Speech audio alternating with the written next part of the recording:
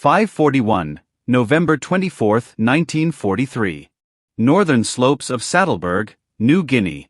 Corporal Tom Bennett, 24 years old, crouched behind a slick boulder of red clay, the stock of his Owen submachine gun cold and sticky against his shoulder. The air felt like wet wool. Rain had been falling since 3 o'clock.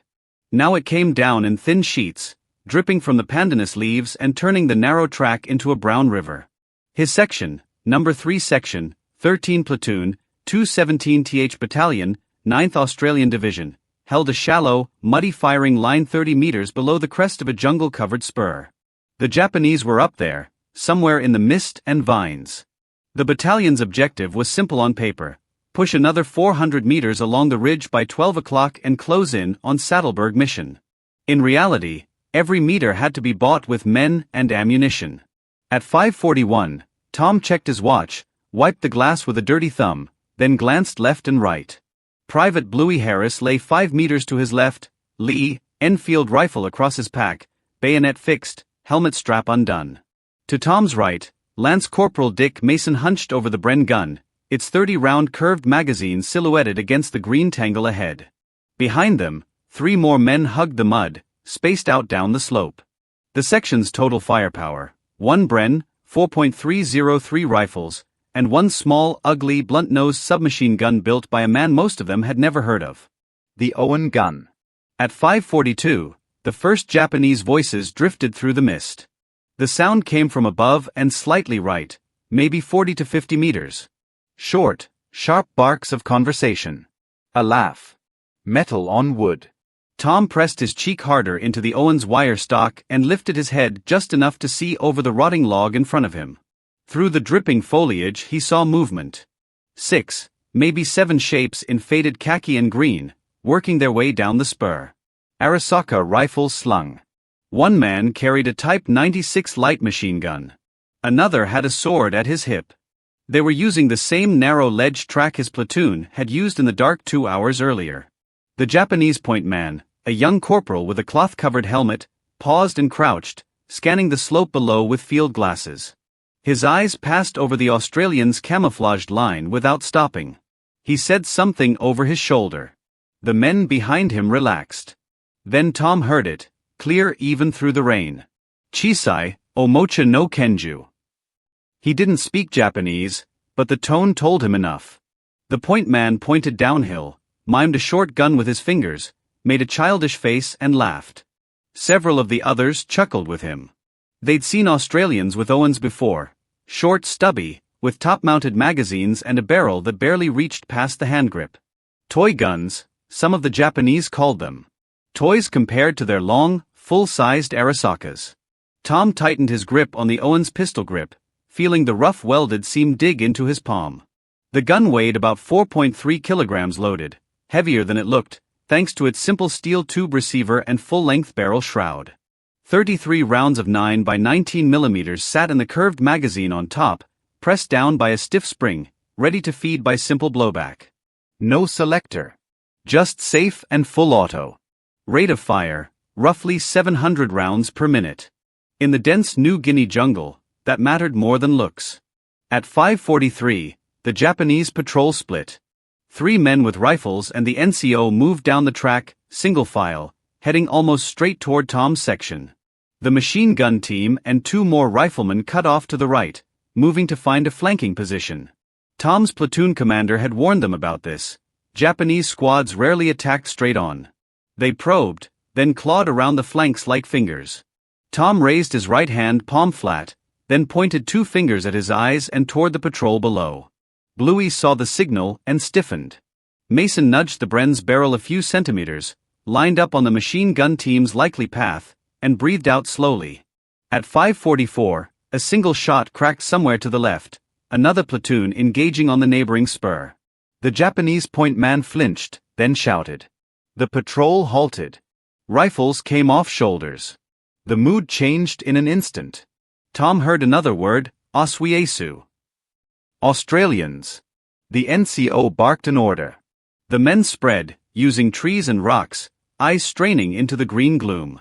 The Japanese still didn't know how close the Australians were. At 5:45, the distance between Tom's muzzle and the nearest enemy rifleman shrank to about 18 meters. The man had taken cover behind a mossy stump. His helmet, with its faded star, bobbed up and down as he tried to get a line of sight downhill. He still held his rifle casually, as if expecting vague shapes in the distance, not a line of mud-covered men within grenade range. Tom's heart hammered, but his hands were steady. The Owen had done that for him. He trusted it. In the wet season, the gun's simple, sealed design and open bolt made it more reliable than most. Mud and sand had fewer places to hide. The top-mounted magazine let gravity help feed rounds even when the gun was tilted. It wasn't pretty, but it worked. "Hold," Tom whispered, barely louder than the rain. "Hold." The Japanese NCO stepped out from behind a vine-choked tree, sword hilt glinting, rifle slung. He scanned the slope again and began to shout, voice rising as he gestured his men forward. Reassuring them. Urging them to press on. To hunt the Australians hiding below. At 5:46, the first grenade arc would decide who lived and who died. Tom saw the NCO's hand dip toward his pouch. He didn't wait to see the grenade. He exhaled, drove the Owen's barrel toward the densest cluster of bodies, 3 men in a rough line, 20 to 25 meters away, and squeezed the trigger. The jungle exploded. The Owen gun's bolt slammed forward, stripping a 9mm cartridge from the magazine, driving it into the chamber, then stopping against the barrel's breech. The firing pin, fixed in the bolt face, smashed the primer. The first round left the muzzle at around 380 meters per second. The gun climbed in his hands, but not much. The inline stock and slow, steady push of the recoil made it controllable in short bursts. Tom had learned that in weeks of training on a muddy range near Port Moresby. He rode the recoil, throttled the trigger, and walked the muzzle from left to right across the emerging line of figures. 9 rounds. Maybe 10. Less than a second, but long enough. The NCO jerked backward, chest ripped open, his grenade tumbling from limp fingers into the mud. The rifleman beside him spun sideways, legs folding. Another man, still turning to look, collapsed against a tree and slid down, leaving a dark smear on the bark. A fourth went down screaming, clutching his thigh. The men who seconds earlier had laughed about little toy guns, now crumpled in a tight cluster, cut down before any could fire a shot. Tom lifted his finger off the trigger and let the bolt run home on an empty chamber. Smoke and steam bled from the perforated barrel shroud. He blinked rain from his eyes, saw bodies twitching, and heard one final gurgling breath. At 5 hours 46 minutes and 7 seconds, the Japanese contempt for the Owen gun died on that hillside, along with 9 of their infantrymen. And the man who had just pulled the trigger, the kid from Newcastle who'd once swung a hammer in a railway yard, felt the weight of that 0.7 of a second settle on his shoulders like another 20 kilos in his pack. The battle for Sattelberg had just entered another bloody hour. And the story of the Owen gun, born from the sketchbook of an obscure Australian tinkerer, had just found its proof in the mud. By 6:10, the immediate attack had broken off. The few surviving Japanese from the patrol had scrambled back up the spur, dragging one wounded man and leaving the dead where they lay. Tom's section held their line, rifles and Bren trained on the treeline, waiting for the next move. The Owen gun lay across Tom's knees as he knelt in his shallow scrape. Mud coated the barrel shroud. Moisture beaded along the magazine housing. He popped the empty magazine out with a firm pull, checked the feed lips, and slid in a fresh one from the canvas pouch on his webbing. The 33-round magazine clicked into place on top, slightly offset to the left. 33 rounds. 9 by 19 millimeters. Against an enemy force numbering in the hundreds on this ridge alone. He glanced at his ammo. 4 more full magazines. 1 partially used. In theory, that was enough for a morning's fighting if he fired in controlled bursts. In practice, it depended on what the Japanese did next. At 6:12, the platoon sergeant slid in beside him, boots squelching in the mud. "Nice work, Tom," the sergeant muttered, eyes fixed upslope. "Heard that from back near the company CP. Sounded like someone kicking over a beehive." Tom didn't answer. The images of bodies jerking under his fire were still too fresh. The sergeant went on. "You just sold a few more Owens, I reckon." Tom snorted once. "They didn't want 'em at first." The sergeant grunted. "Yeah, Army never likes new toys. Until they start killing people. The irony wasn't lost on either of them. The same weapon that Japanese troops had just mocked as a toy had nearly been laughed out of existence by Tom's own side. To understand why that burst at 5:46 mattered, you have to go back 4 years, to a very different place and a very different hour. 23:30, July 29, 1939. A backyard shed in Wollongong, New South Wales. Evelyn Owen was 24, the same age Tom Bennett would be in the New Guinea mud. A shy, mechanically gifted young man, he stood surrounded by metal shavings and cigarette smoke, staring at a crude submachine gun of his own design. It was built from reject .22 caliber barrels and scrap tube. The magazine was a drum made from a section of vacuum cleaner. It wasn't pretty. But it worked. Owen had been fascinated by guns since childhood. He'd read about the American Thompson, the German MP-18, the French MAS designs. He thought he could build something simpler and cheaper, something that didn't need a skilled machinist and a factory the size of a shipyard. In 1939, Australia's military bureaucracy had little interest in submachine guns.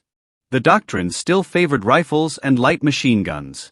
Close-quarters automatic fire was a niche requirement, something for specialized troops, if at all. Owen tried to show his prototype to officers at Victoria Barracks in Sydney. According to later accounts, they were polite but dismissive. The weapon was odd. Crude. Nobody had asked for it. An unqualified bush inventor, turning up with a homemade machine pistol, did not impress men trained on British doctrine and British weapons. The gun might have died right there in that shed, if not for chance. On a night in late 1939, Owen, frustrated and distracted, left his prototype leaning against a tree outside a local home. It was found by a manager from Lysot Steelworks, who recognized it as more than a toy. He knew that war in Europe would eventually pull Australia in. He saw that a cheap, simple, easily manufactured submachine gun could be valuable. At 10:03, September 3, 1939, Britain declared war on Germany. Australia followed hours later. Suddenly, the world that had no use for Owen's odd little gun was heading toward total war. By mid-1940, with Japanese expansion looming in the Pacific and British factories overstretched, Australia began to realize it might need indigenous weapons. The Owen design got a second look. It was reworked to fire the 9x19mm cartridge, common to British Sten guns and American pistols, rather than .22 or .32. It was tested against the Thompson and the Sten in jungle-like conditions. The tests were brutal. Weapons were dragged through mud, dunked in sand, soaked in water, then fired. The Owen, with its sealed bolt, vertical pistol grip, and top-mounted magazine, kept running. Thompsons jammed. Stens choked. The Owen shrugged off grime and kept spitting out rounds. In 1941, formal adoption came. The Australian Army ordered production. But production took time. Tooling factories. Training workers. Finding steel in a world where every gram was being turned into ships, tanks, and bullets. By early 1942, when Japan swept down through the Pacific, only a trickle of Owen guns had reached frontline units. For men like Tom, the arrival of the Owen felt like a small miracle. 1320, May 5, 1943. A training range near Port Moresby. Tom first fired an Owen gun under the punishing tropical sun, sweat pouring down his back, shirt plastered to his spine. An instructor from the 7th Division, a man missing 2 fingers, stood beside him. "Owen gun," the instructor said, almost reverently. 9mm 33 in the mag. "You're not bloody Ned Kelly, so don't wave it around. Short bursts. 2 to 3 seconds maximum, or you'll be dry before you hit anything." They started at 25 yards. Tom raised the gun, sighted down the offset top magazine and the simple iron sights, and squeezed the trigger. The bolt cycled. The gun barked. The muzzle rose slightly, but the push was smoother than he'd expected. He fired 3-round bursts at silhouette targets nailed to stakes. The paper men jerked as holes appeared center mass. Weight, about 4 kilograms, plus the loaded magazine. Length, around 810 millimeters. It felt compact compared to the long .303 rifles they still drilled with. There was no complex safety catch, just a notch in the receiver where the bolt could be locked. Simple, almost crude. But every moving part seemed designed to take abuse. The instructor had explained the reasoning.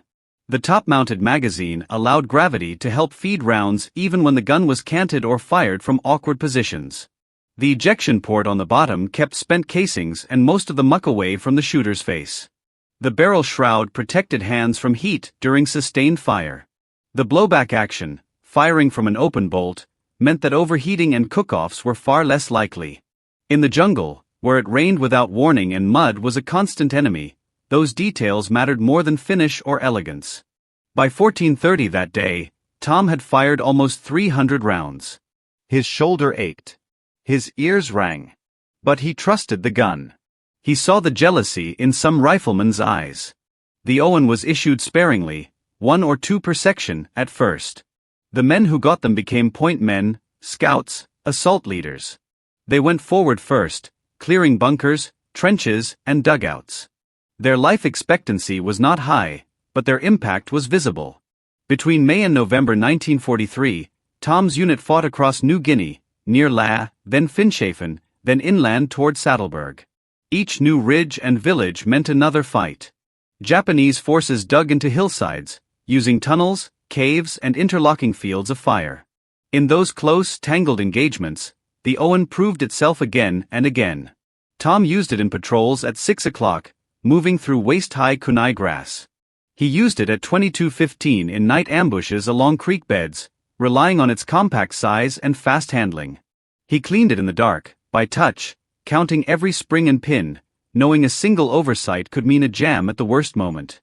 By the time he crawled into that muddy firing line at 5:41 on November 24, 1943, the gun was almost an extension of his hands.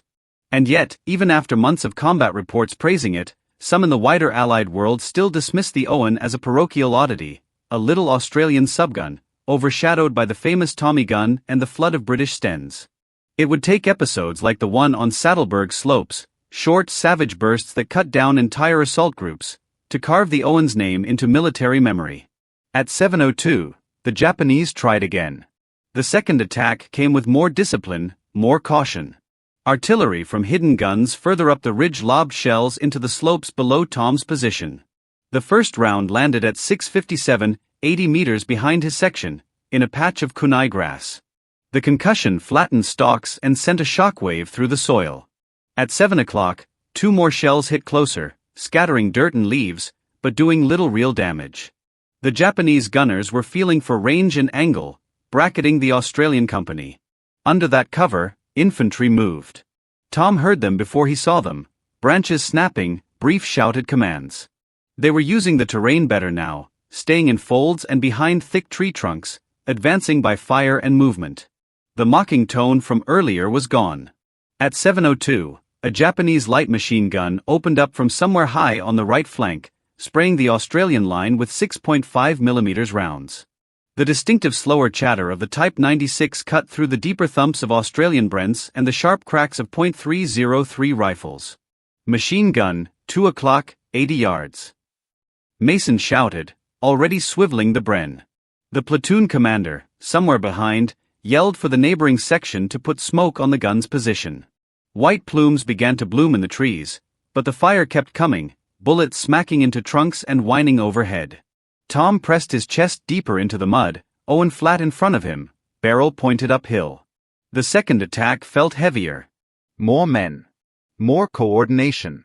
At 7:04, a Japanese squad broke into view on the left, 35 to 40 meters out, advancing in staggered groups. 2 men at a time moved forward while the others covered them. Their officer walked behind, sword drawn, shouting. They knew roughly where the Australians were now. They were coming to dig them out. Bluey fired first, his Lee Enfield kicking against his shoulder as he worked the bolt in smooth, practice strokes. A Japanese rifleman spun and dropped. Mason added the Bren's deeper hammering roar, rounds tearing chunks from a tree that another soldier had tried to use as cover. Tom held his fire, counting shapes, distances, angles. He had to make his magazines count. At 7 hours 5 minutes and 30 seconds, the Japanese shifted tactics. A small group, maybe 7 or 8 men, broke right, angling along a shallow animal track that paralleled Tom's line. If they kept going, they'd pass within 20 meters of his position, maybe less, and then be behind Bluey's flank. "On me," Tom hissed to the two men nearest him. "Watch the left." "I've got right." He rolled slightly, angling his body so the Owen's muzzle pointed toward the new threat. A root dug into his ribs. He ignored it. Through the leaves, he saw helmets bobbing. One man carried a grenade in each hand. Another had a bayonet already fixed to his rifle. At 7:06, they closed to within 25 meters, moving low and fast. Tom could see their faces now, sweat, mud, tension. No laughter, no sneers. The lead man stumbled as a stray Australian round clipped the tree beside him, showering him in bark. He shouted something hoarse and angry, then surged forward, as if speed were the only protection. Tom waited one more second. Distance, 20 meters. He raised the Owen, sighted center mass on the tight knot of men, and squeezed the trigger. This time, he didn't count rounds. The gun's bark became a continuous roar in his ears. Brass casings spattered his forearm and sank into the mud. The muzzle climbed, but his elbows dug into the earth, levered it back down. The burst lasted just under a second, 9, maybe 11 rounds, but that was enough. The lead man's chest snapped backward, grenades flying from his hands. The second man's helmet flew off as a round ripped through his neck. The third man, halfway through a leap to a fallen log, jerked and slammed face first into the ground, legs twitching. 3 more behind them tried to drop prone, but they were too close together, too exposed. Rounds punched through one and into another. The last man in the file froze, eyes wide, then turned to run, only to crumple as a stray Bren round from Mason's gun smashed his knee sideways. 9 men. 7 dead, 2 badly wounded. The trail became a tangle of bodies, rifles, and dropped equipment. Tom's magazine ran dry with a distinct click and a change in the gun's tone. He released the trigger instantly, rolled behind his log, and slapped the magazine catch. The empty curved mag dropped into the mud. He didn't have time to retrieve it. At 7 hours 6 minutes and 8 seconds, he had an empty gun and an enemy squad collapsing in front of him. He yanked a fresh magazine from his pouch, slapped mud from the feed lips with his thumb, then rocked it into the receiver until he felt the solid click. He pulled the bolt back, locking it in the sear notch. When he raised his head again, he saw the effect of his work. The once moving file of enemy soldiers was now a ragged pile of uniforms and limbs. Steam rose from warm bodies in the cool morning air. One wounded man crawled, dragging himself by his elbows, leaving a trail of dark blood.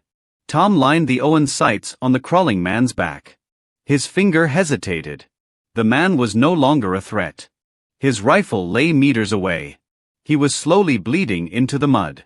Tom shifted his aim, fired a single round into a tree trunk beside the man's head instead. The wounded Japanese froze, then pressed his face into the earth, hands over his neck. "Leave him," the sergeant called from behind. "We haven't got time." At 7:07, the second attack began to falter. Deprived of their flanking push, the Japanese squad on the left found itself trading fire with an Australian line that refused to break. Mason's Bren kept up short, controlled bursts. Bluey's rifle cracked at a steady rhythm.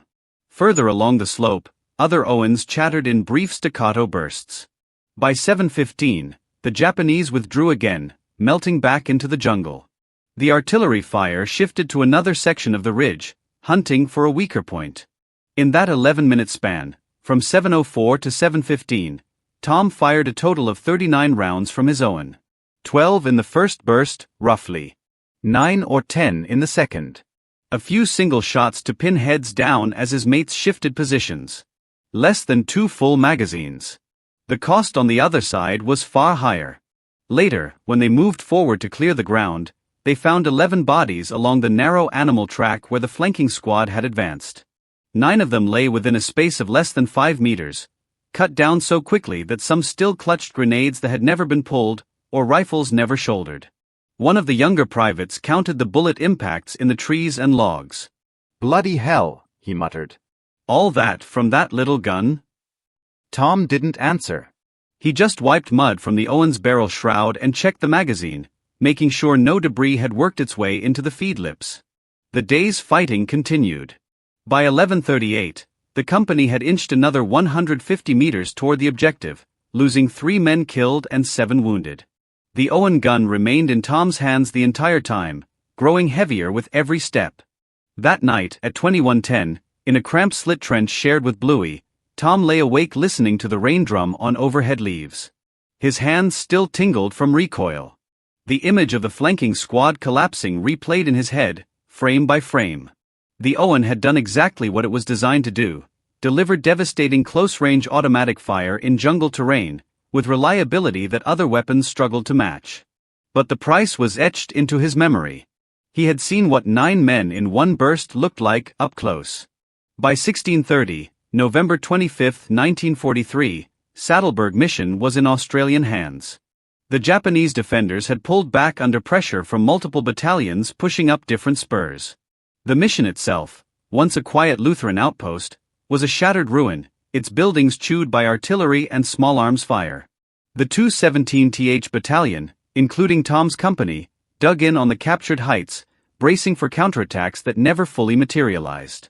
On November 27, at 9:17, a company parade in a muddy clearing served as a makeshift recognition ceremony. The battalion CO, a tired colonel with 3 days' stubble, mentioned by name several men whose actions had tipped the balance at crucial moments. Corporal Tom Bennett, he read from a mud-stained sheet. For conspicuous coolness and initiative in the face of repeated enemy attacks on the morning of November 24, and for effective use of his Owen submachine gun in repelling enemy flanking maneuvers. Tom stepped forward, boots sinking into the muck, cheeks burning. He received a firm handshake and a mention in dispatch's recommendation. There was no medal yet. That would take time. But he felt every eye in the clearing on the compact gun slung over his shoulder. In the weeks that followed, as the battalion rotated to a rear area near Finschhafen, Tom found himself called upon to do something new, teach. At 10:45, December 6, 1943, he stood in front of a semicircle of fresh faces, reinforcements from Australia, some barely 19. An Owen rested on an ammunition crate beside him, stripped down into receiver, bolt, barrel, and springs. "This is the Owen gun," he began, voice steady. "You've heard stories about it. Some of them are true. Some aren't. Here's what matters." He walked them through each component. Weight. Simple blowback operation. The way the top-mounted magazine allowed firing from low cover without exposing too much of their heads.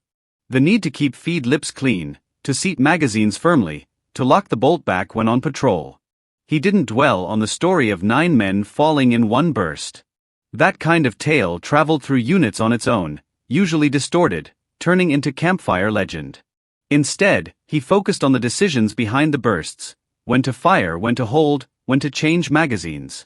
Ammunition was heavy. Every round had to count. By February 1944, Tom had been promoted to sergeant. His section had changed faces, casualties rotated out, new men rotated in, but the role of the Owen gunner remained the same. Advance first. Clear bunkers. Break up charges. The New Guinea campaign dragged on. Shaggy Ridge, the Ramu Valley, the Huon Peninsula, each name added new scars to the map and to the men. In every major engagement, Owens featured in patrol reports and after-action summaries.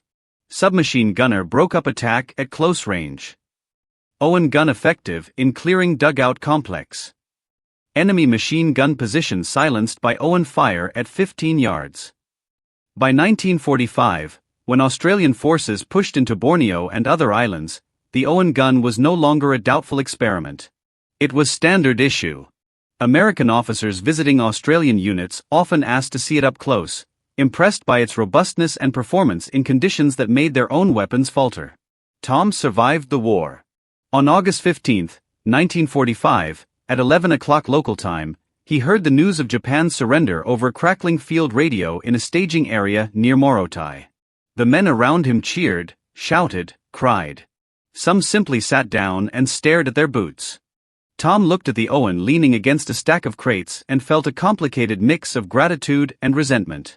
The gun had kept him alive in places where, by rights, he should have died. It had also bound his name to images he could never fully erase. Demobilization took months. On March 22, 1946, at 14:30, He stepped off a train in Newcastle, duffel bag on his shoulder, army paybook in his pocket, and a civilian suit that didn't quite fit. The Owen gun stayed behind, turned into an ordnance depot with thousands of others. In civilian life, Tom went back to the rail yards at first.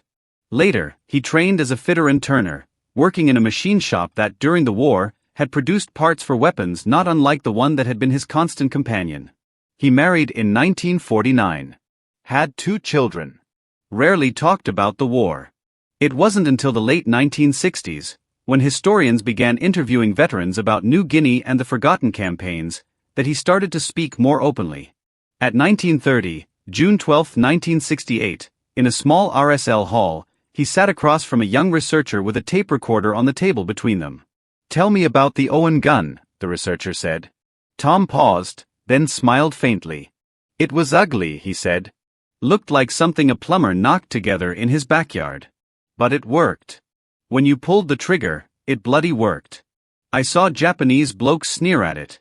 Had one patrol laugh about our little guns right before we hit 'em. They didn't laugh long."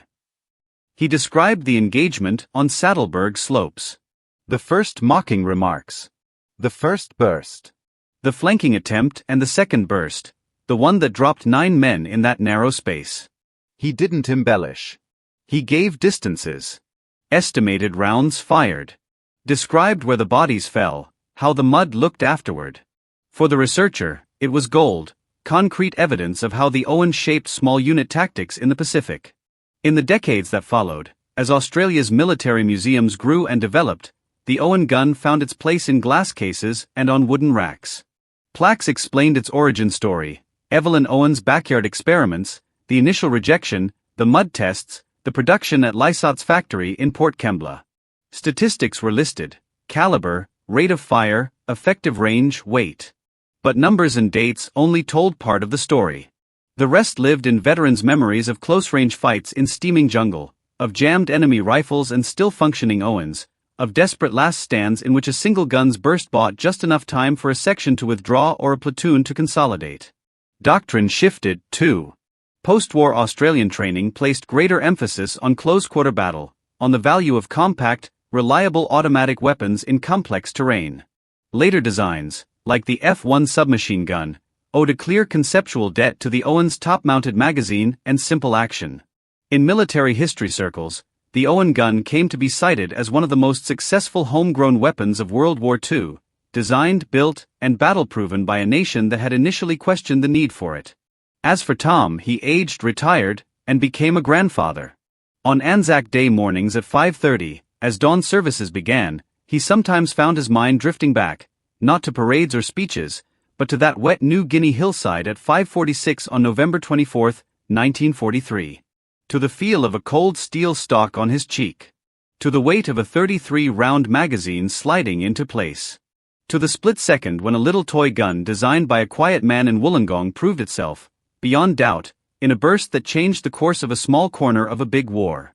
His legacy, and the Owens, lived not in grand strategy but in those small, brutal moments where weapons, training and human will met at ranges measured in meters, not miles. In museums, visitors read the plaques and move on. Some linger, looking at the odd profile of the gun with its top magazine and skeletal stock. Most never know that once in the mud and rain of Sattelberg, 9 men learned the hard way what that little Owen gun could do. And one Australian corporal carried that knowledge with him for the rest of his life.